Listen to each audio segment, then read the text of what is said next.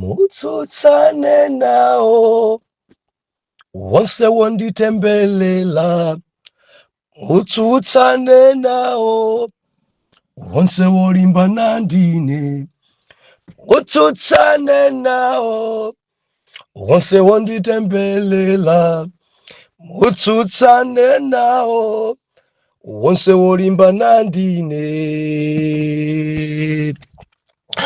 Ndiulandileni okondedwa omvera konse kumene muli.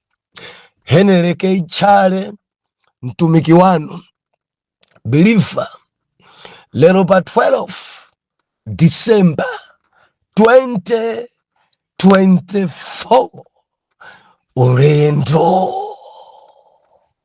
subtopiki kukhululuka. Believer, tikuomba nkora, tikukwangula, tikumalizitsa mutopiki imeneyi. Dzulo tinali pano, timanena kuti kukhala thandizo pamalo. Udzioneka, udzidziwika kuti ulipo, udzidzijilika. Ulendo uwupa ufunika anthu okangalika, ojijilika, osangokhala tondoviro, osangokhala tambasale ayi. Dzionekani pa gulu limenelo. Kuchechi kwanu kuja mudzioneka kuti mulipo, mudzidziwika kuti mumapanga kena kake. Kuonekera, kukhala thandizo pamalo. Wopemphera, wojijilika. Opemphera, osangokhala tambasale. Opemphera, wochitapo kena kake. Mumarani kuchechi kuja, kuimba dololo, kuvina kumakuvurani, kutumikira kugwira ntchito ayi, kuthandiza pa chilichonse ndinu membala wa mtundu wanji, ndinu birifa wotani. Nthawi zonse kumangoyambanitsa, nthawi zonse kumangosokoneza. Ndetso timanena kuti mulendo uwu, ulendo umene tili nawo, khalani thandizo, muthandizire. Ndefe tinaona kuti nthawi ya nkhondo, Moses akumuza Joshua, pita, ine ndikwera phiri, ndikhala ni nthawi yopembedzera. Pamene ena akupita ku ntchito, pamene ena akupita ku nkhondo, Moses, Aaron ndi Huri akukwera phiri, akukapembedzera.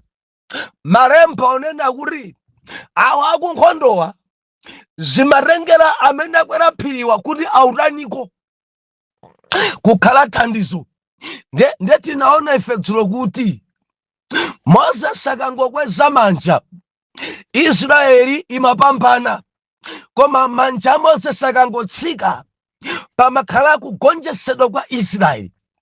Ndi anyamata awiri ajanati, dzioneka kuti munthu wamkuluyi akutopa, tipange bwanji? Akuti padali miyala nayisendezesa, Huri mbali inayi, Aroni mbali inayi, ndikugwira manja a munthu wa Mulungu, kuti manja aja asaleme akhalebe mmwamba. Ngati panali dzanzi, kakunali kutopa, koma chifukwa chakuthandiza, chifukwa choti abalewa anakhala thandizo, zotsatira zake manja a Mozesi anali mmwambabe. Joshua ndi kupambana. Mukutani bilifa, muchitanji pa gulupu pano? Murani manja a Mozesi alema. Tentigwirane manja, tentitengepo mbali, tentithandizire, tentikangalike. Tieni tioneke kuti muli alaundi, mudzioneka kuti muli pompo, mudzioneka kuti mukuchitapo kena kake. voice yanu idzimveka kuti muli pamodzi ndi anzanu, mudzimveka kuti muchita chani chimene chinchofunika anapa ulendo. Tenganipo ni mbali, jijilikani, gwirani manja Mozesi kuti chipambano chipezeke pa Israeli. Ayuda tingapambane ngati tigwirana manja, Ayuda tingapambane ngati tithandizana, koma tikangolekelelana, tikangosiyirana, tikangokhala rondoviro, tikakhala tambwali, tikangokhala chete, tigonjetsedwa chifukwa Joshua ndi Israeli aulimbana ndi amitundu, aulimbana ndi adani a Israeli, aulimbana ndi mafumu oyipa. Idzidzi biliva dzufunika gwirana manja.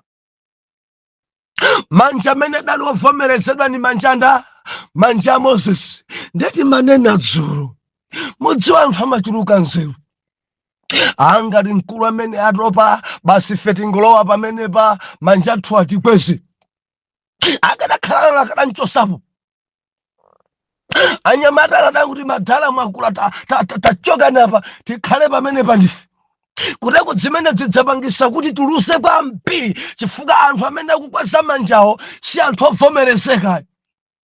Kuteko mwachosa bwino ofunikira kwambiri amene kumwamba manjaja iyeyo akangokwera mwamba pamene zinthu zidzilongosoka. Koma tachita kuthamangisa napo atachoka ni manjanu alema mwakalampa. Zosalira zake manja amene akukwezedwa ndi ahuli. Ndimati ndinene ndi ahuli nonse, nthawi yanu yokweza manja sidakwane. Nthawi ya lero njoti muthandizire kuti manja Mozesi ndamene akwere. Mzimu uliwonse woyipa woti ndikhalepo ndine uwononga ntchito. Ndimati ndinene mmakampani, ndimati ndinene maministemu, ndimati ndinene machalichi. Nthawi nja Mozesi akweze manja, koma mukangoti iyayi achoke ndikweze manja ndine, Aloni adzilimbana Mozesi kuti zinthu zidziyenda. Ndikunena pa mpingo una wake zinthu zili gwede chifukwa huli afuna kuti manja ake akwere mwamba ndi akewo kuteko akhalapo ndiye, akhalapo funikirapo. Moti acha kuti ine ndizikhala pano ndikukweza ngakhale 5 hours ine sintopa. Mwakweza inde manjawo, koma mwakweza popanda Mulungu. Manja mwakweza inde, koma Joshua kuja adzilusa. Manja mwakweza inde, koma ku Israeli kukhala chipere. Manja mwakweza inde, koma sidziyenda. Apa ulendo ndimvereni, tikhale thandizo kwa amene ofunika kweza manjawo, tinchita support akweze manjawo. Ndikulankhula ndi wina wake kureku ulendo afunika pite Moses, kureku ntchito yakuti afunika agwire Moses. Koma tikayambana biliva, koma tikachitirana nsanje, koma tikamanena naso kuti ayi amene akulengera manjaja kutopotopa kwambiri. Inama ndidalitsa kwambiri anyamatawa Aloni ndi Huli sakumusa kuti choka tikweze ndife, koma kumusa kuti manjano omwe akwana, koma tikupangani support. Ndimafuna ndilise kwerere, tangopangani support, tangothandizirani. Thandizirani kuti manja akhalabe mwamba, manja amene wabe akhalabe mwamba okweza. Thandizirani angati amene mukulumana kuti manja anu ndi amene adzikwezedwa nawo. Angati amene mwakhumudwa mmafuna kuti mudzikweza manja anu. Mzimu wa Aloni sungakugwireni. Ndimafuna ndikupempheni, khalani ngati Aloni komanso Huli. Ndimafuna ndikupempheni, nzona adi mtsogoleri wanu ngosaphunzira, inu mudaphunzirako. Osati achoke ife tikuzidziwa. Dzufunika kuti munchite support osaphunzirayo. Chimene tocho ndi Chikhristu, umene ndio ulendo kuti mukafika. Koma mukangoti achoke pamene ndikhale ndine sidziyenda. Ndeti namona so ife Moses akuruma anthu okazonda, ndi adaruma anthu fuko lililonse 1 mafuko 12, ndi akuti anthu 10 atabwerera adapereka ripoti, koma ripoti idali yofoketsa. tikaoneka ngati dziwala, sitikuoneka ngati anthu amene tapeza amwene ndi dziamuna.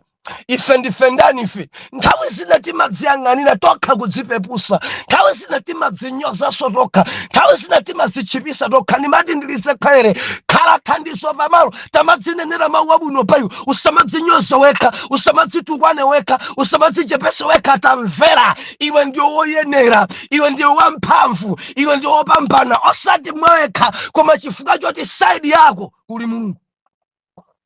Joshua Caleb adakhala thandizo, anati no, sindife ziwala, ayi sindife kugonjetsedwa, palembedwa Jehova adzatimenyera nkhondo, palembedwa mbewu zako zidzakhala alendo koma ndidzavomereza alowe m'dzikoli. Yehova Mulungu wathu atimenyera nkhondo, tiyababada, tiyalikita, tiyagonjesa, mori sangali mpane nafe.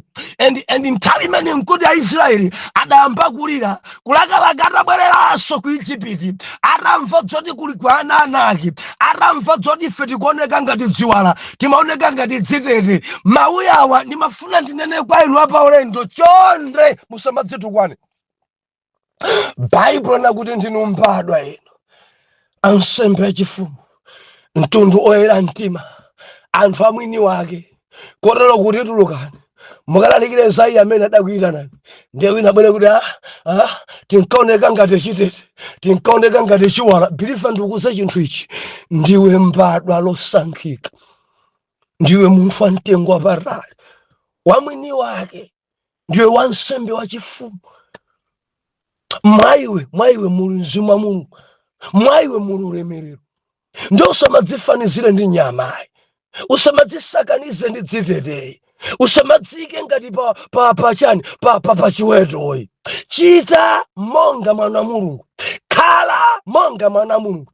Thandiza ena akamalira udzatonthoza, thandiza ena akamayenda maliseche udzaveka, thandiza ena akamasowa wagwire pa mkono, thandiza. Khala ngati Joshua ndi Kalebe, limbikitsa amene akusweka chilimbikitso. Khala ngati Joshua ndi Kalebe, yanjanitsa anthu amene alumana. Khala ngati Joshua ndi Kalebe, kukhala thandizo pamalo. Believe zikhala thandizo, osati kuwapangisa anthu adzipasulana. Ayi usamakondeso kuthesa mabanja ine ake. Pamene pali mgwedengwede ukafikapo wapa ulendo, anthu ajadzimvana, anthu adzigwirizana. Ngati wafika pa gurupu anthu sakugwirizana, bweresapo mgwirizano, thandizo pamalo. Tumvana mwana Mulungu, ndi angati amene mwawombanitsa. Ndikukamba ndi wina wathesa mabanja anzako, ndikukamba ndi wina wapangisa anzako kupanga left pa group, ndikukamba ndi wina wampangisa wina kuchechisa kupitaso, ndikukamba ndi wina pa ubale wawaja wapasula. Khala thandizo, jijilika, tenga nawo mbali. Pauchitika nji kuchechi kwanu, pali zosonkha zanji kuchalichi, pali zochitika zanji pa grupu, tenga nawo mbali, chita nawo. Usamangokhala tondoviro, udzidziwika kuti ulipo. Bilifa lero tupitiliza kukwangula, kumalizitsa mutopiki imene ya ulendo. Lero tikunena kuti mulendo tusweka kukhululukirana, mulendo tisamasungirane mangawa, mulendo zinthu zisamakhale kumtima. Tili ndi anthu ambiri a mzimu osakhululuka. Biliva mulendo tidzipondana, mulendo anthu adzinenana, mulendo mudzichitika zina pena kusamvesesa. Akulankhula zimenezi ndi ntasesa nzanga. Mulendo tusakukhululukirana, timodzika. Ambuye khalidwe lanu, inu lakhululuka musadzaleke. Ambuye khalidwe lanu, inu lakhululuka musadzaleke. Kukhululukirana ndi khalidwe la Mulungu. tupembedza mulungu amene amakhululuka. Ifenso tikusweka kuti tikhale nawo mpata wokhululukira anthu amene atichimwira. Titonse mwana Mulungu tizikhala ndi mpata wokhululuka.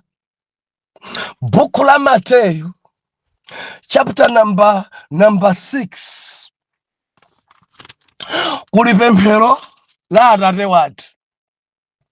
Amati pemphero la Ambuye ndi mkatikatimo muli mawu. Haleluya. Muli mawu achikhululuko. Mutikhululukire ife mangawa athu. Bilifa timapemphera choncho. Ambuye Yesu anaphunzitsa choncho. Mutikhululukire ife mangawa athu, monga ifenso takhululukira amangawa athu. Mutikhululukire ife mangawa athu, monga ifenso takhululukira amangawa athu. Apapa ndimafuna tipafukule. Bilifa, ulendo kuti tikalowe mpaladiso, ngati moyo wathu sitiuphunzitsa kukhululuka, sitikalowa. Aliyense amene ali ndi nkhwidzi kumtima ndi nzake, aliyense amene akusungabe mangawa ndi nzake mu ulendo, simukalowa. Chifukwa Baibulo kunena kuti mutikhululukire ife mangawa athu, monga ifenso ndi njira ina timamusa Mulunguyo tachimwa tikusowa kukhululukidwa. Koma before kutikhululukira, muyambe kaye mwauyang'ana mtima wanga ngati ndakhululukirako anthu ena. Mukapeza mu mtima mwanga kuti nane ndidakhululukirako anthu machimo anga, mwakhululukire. Biliva, kukhululukidwa kwa machimo ako zitengera kuti iwe wakhululukira anthu angati. Ndipafotokozere motere. Mudziwa amene mwachimwireni kuyambira muli mwana. Zimene mudachita kuyambira muli mwana musadandziwe Yesu, kuti mukalowe mpaladiso ulendo wanu utheke mukalowe, pakusweka kuti Mulungu akukhululukireni. Ndeni mafuna mudziwe ichi apa ulendo. Mulungu sadzakhululukira ngati inuyo simudakhululukireko munthu.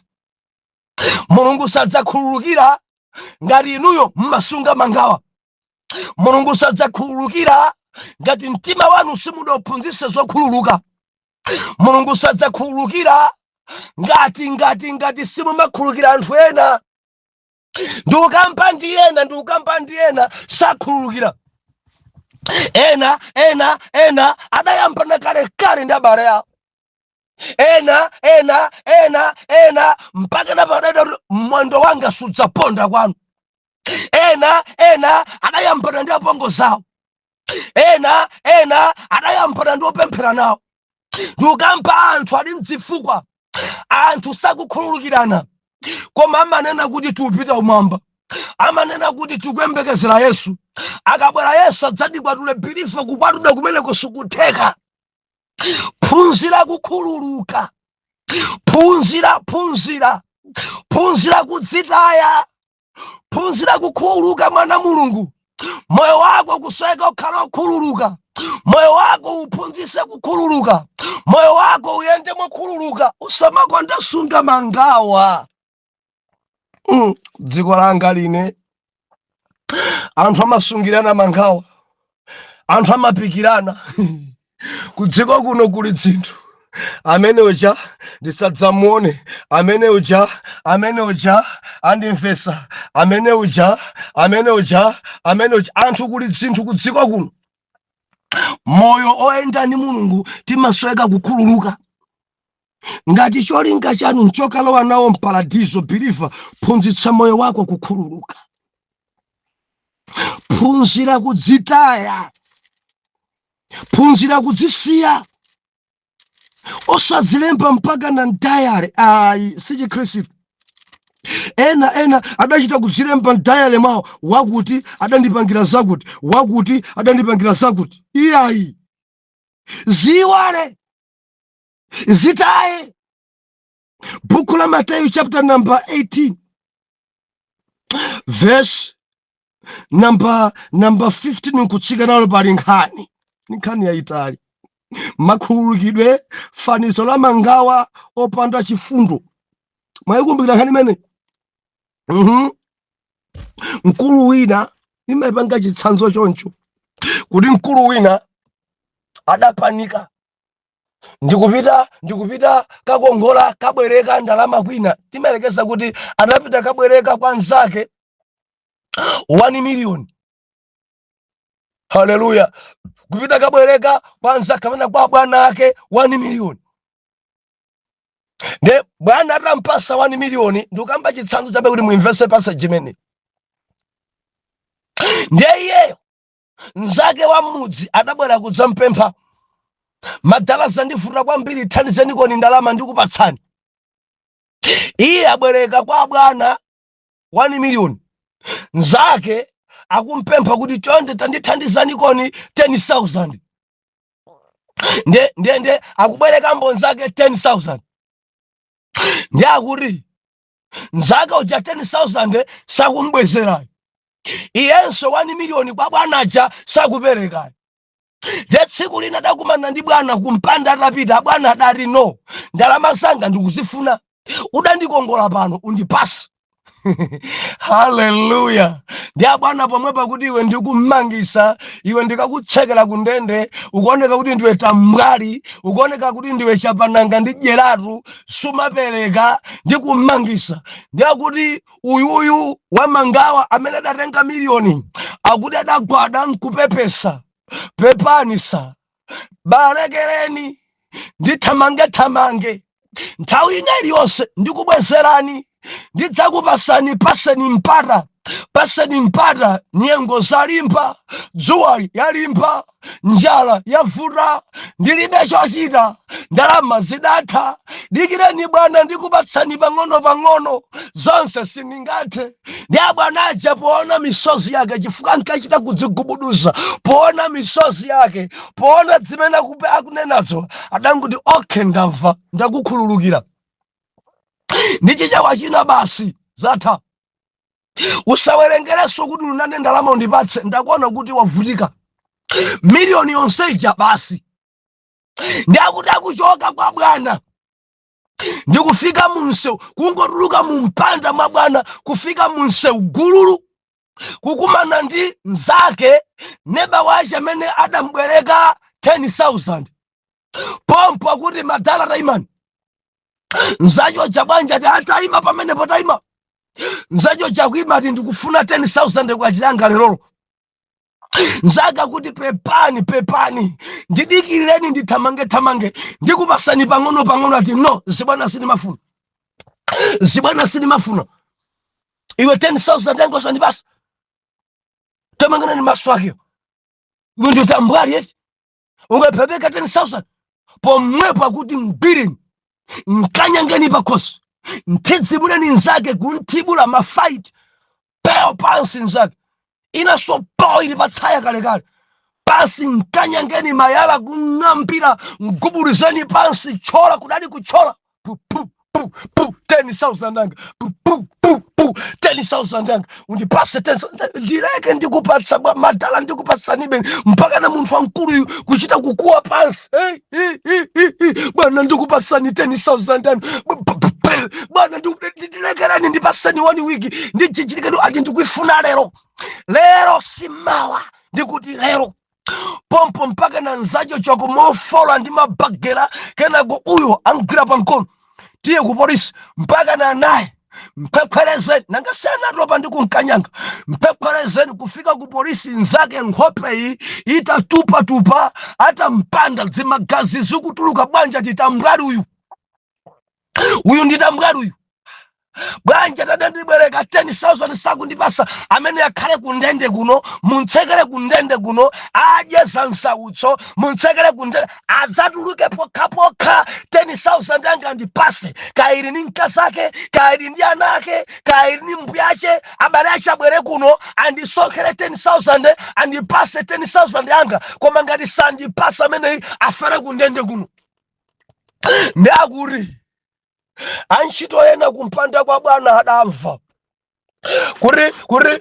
kuri nzawo jamene akhululukidwa 1 million atapituluka panja papesana ndi nzake amene adambwerekako 10,000 ndiye kudali kumenya, kudali kubabada, kudali kuthidzimula, kudali kukanyanga pakhosi.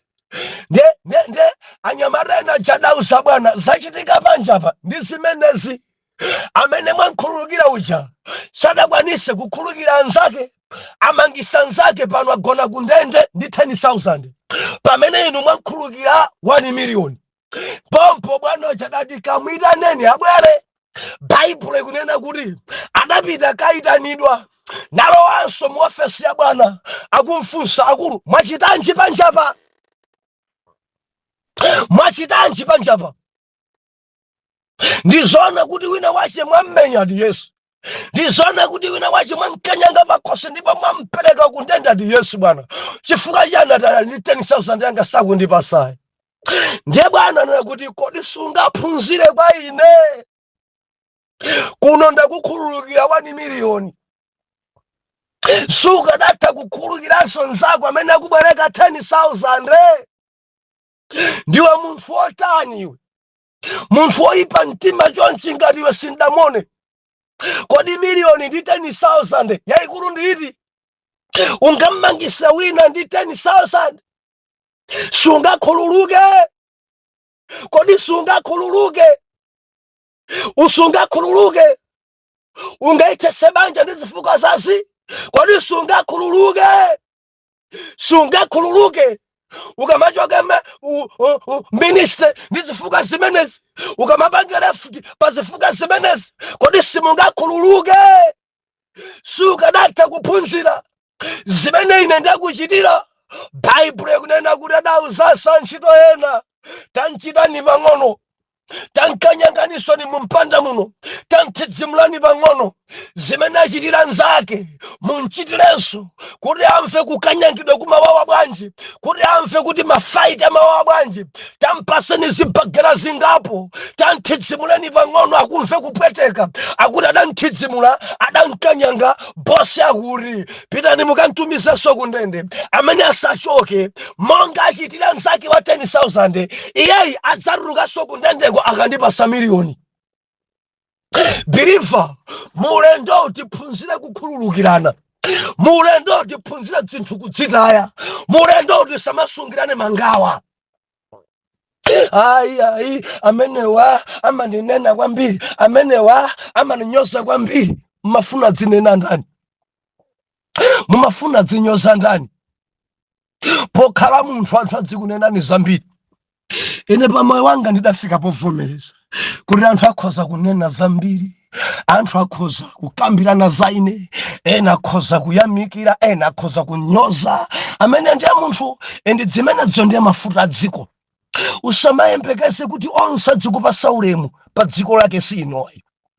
Dziko lapansi ino palibe amene angakupasa ulemu onse, ndipo si onse amene amakukonda. Olo achali chilimodzi, usayembekezera anthu onse kuti adzungupa ngaliyo liyo pa iwe.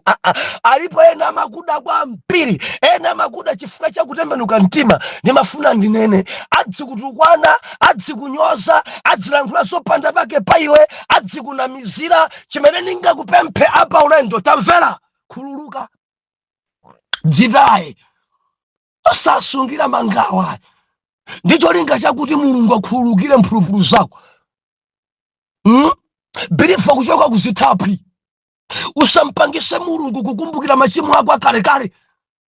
Ukamasungabe mangawa panzako, ndiye kuti Mulungu amakumbukirabe zimene unachita kale zija. Ukamati ndikhululukira, mati yamba wafafaniza mu mtima mwako machimo amene nzako akuchimwira.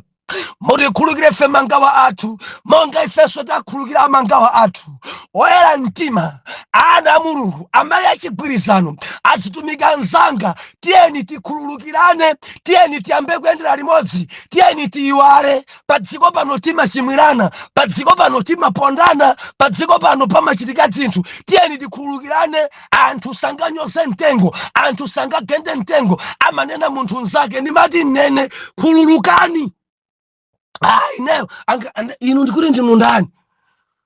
ine ngandinene nayo iniyo ndinunda ngati adanena Yesu, ngati adanyoza Yesu, ngati adanyoza china Petro, ngati adanyoza china Paulo, iniyo ndinda mumadzika pa level yanji mukamati ineyo kuti mudaphunzira kapena cha, mukamati ineyo kuti ndinu Malawi kapena cha, mukamati ineyo kapena kuti muli kunja kapena, iniyo ndinu ndani makamaka, iniyo ndinu ndani, mumadzika pa level yanji. Tamvera, kudziko kuno amanyoza anthu, kudziko kuno anthu amatukwana, kudziko kuno anthu amapanga zoyipa kwa ena, kudziko kuno anthu amanena amene anganerere, kudziko kuno anthu amasekedwa, kudziko kuno pamachitika zoyipa kwa ena. Chenjezo ndi langizo, khululuka.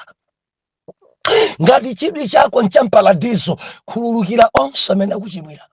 Dzimawawa, dzimapweteka, khululuka. Kadzi kutenga ngati wopanda nzeru koma ndikulimbikitse, khululuka. Ena simukulankhwana konse ndi abale anu, akhululukireni. Ena ndi apongozani mudachimwena kalekale. Nthawi imene munkapeza banja kudali zinkhani, amene sangakwatire pano mutu wachengwa utali, amene ena mudagendedwa, ena kuthamangisidwa ndi agalu, gwirani galu mpaka nadalu matrausa wanu galu kuthamangisa uyonga makwatire mchemwali wathu. Ena dakummenya nikumene ndikumva kuti kulankhula ndi mchemwali wathu usayerekeze, iweyo sunga mkwatire kapuntha buyo ngatiwe, kena kukhofi kalekale mpaka na pano kwa apongozanu summapita, mpaka na pano ndi alamu anu summalankhula. Ndimati ndilize khwerere, khululuka. Dziwale, dzitaye, ufuna kumamba dzitaye. Believer, mundilondole mawa mundilondole mawa, tiupitirizabe kukwangula paja ndati mande tikuyamba topic yatsopano. Ndi nthawi yapano imawa ndidzalengeza, kodi tikuyamba topic yanji? Believer, kuli nkhani ku inbox, abusa bwanji mubwere kubukhula chipangano chatsopano. Ena ti abusa bwanji mutanthauzire bukhu la Yona. Abusa sinimamvesa ine chivumbulutso, tabwerani ku chivumbulutso. Nkhani yonse ikuthamande, tiupempherabe, ndipo Mulungu topika ipereka kale. Tidayikambira napo mbuyomo, tingofuna kuti tibwerezese topic imeneyo chifukwa cha demand imene yachuluka kwa mpere kwa omvera. Komanso nchimene Mulunguso ayika pa mtima panga, mande tikuyamba topic yatsopano, mawa ndiye kukwangula china chilichonse mu topic ya ulendo ndi malangizo. Atate, mwana wanuyu nthandizeni kuti adzikhululuka, asamasunge mangawa, ndi mtumiki uyo asamakhale ni mangawa kumtima. Zina dazida kuzilemba ndayale mwake, ndikupemphera munthandize kuti adzifute. Zina zili m'maodio, wina dantuwana kumtumizira maodio olalata kwa mpiri, ndipo adazida kuzisunga mapaderadera nkudzika star kuti zisazane sisapangidwe delete. Adadi ndikupemphera munthandize uyo akhululuka dzipange delete, kuti pakhale ubwino, ubale wabwino ndi uyo amene adayambana naye. M'dzina la Yesu oyera mtima tiyankhe kuti amen and amen.